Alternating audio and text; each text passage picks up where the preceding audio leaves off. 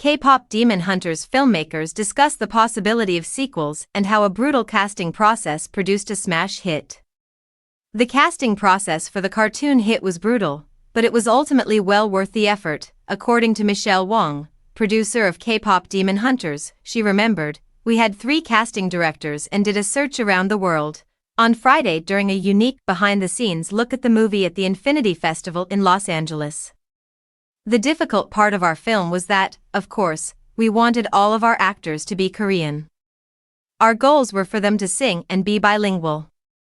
And that simply doesn't occur." The performances that were eventually recorded for the movie's soundtrack contributed to the Sony Pictures animation picture becoming a cultural phenomenon and reaching the top of the Netflix movie list. During the panel, Wong and 2 colleagues remembered that the 3 principal parts were cast after the 11th hour.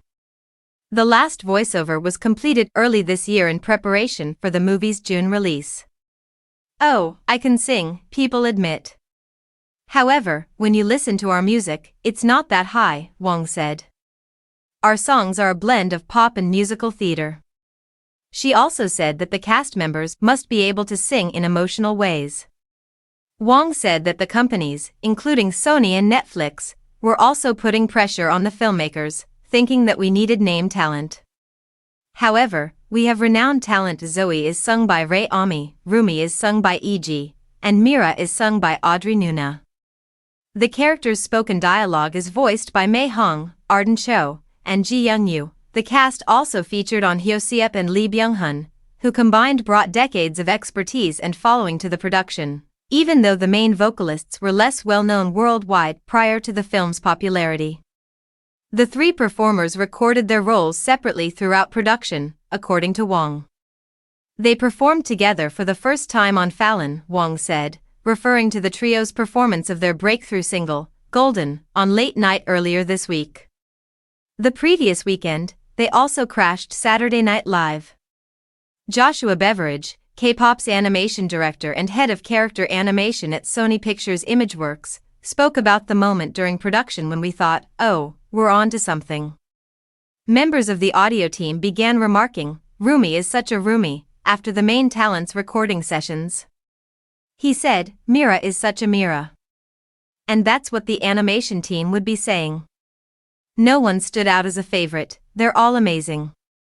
Co-producer Jackie Priddle, a VFX producer at Sony Pictures Imageworks, noted that although the last-minute casting finalization wasn't ideal, everyone made adjustments. "It's simply a change in priorities," she said. "Some of the scenes were safe, while others required choreography or other changes. Sometimes you had to animate without the voices and then add them back in when the vocals came in. Holding off is sometimes the only option. Sometimes you record it after the fact." When asked whether there will be additional K-pop episodes, Wong paused. "This moment has been so amazing and surreal," she said, smiling, "and we're all exhausted. But we can't wait to go on to the next phase." According to Beveridge, the hundreds of animators and other team members were introduced to the large K-pop fanbase while working on the project. According to him, "It's such a culture. The primary goal was making sure we were not disappointing them, fans," he said, mindful of all the supporters.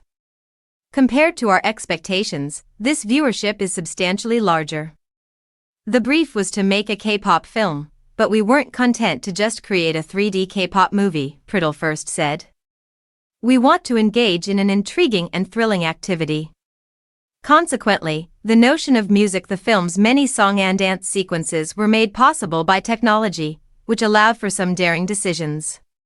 The panel didn't focus too much on technology, but one eye-catching behind-the-scenes video showed how the choreography was done, with both real dancers and their animated counterparts moving in time.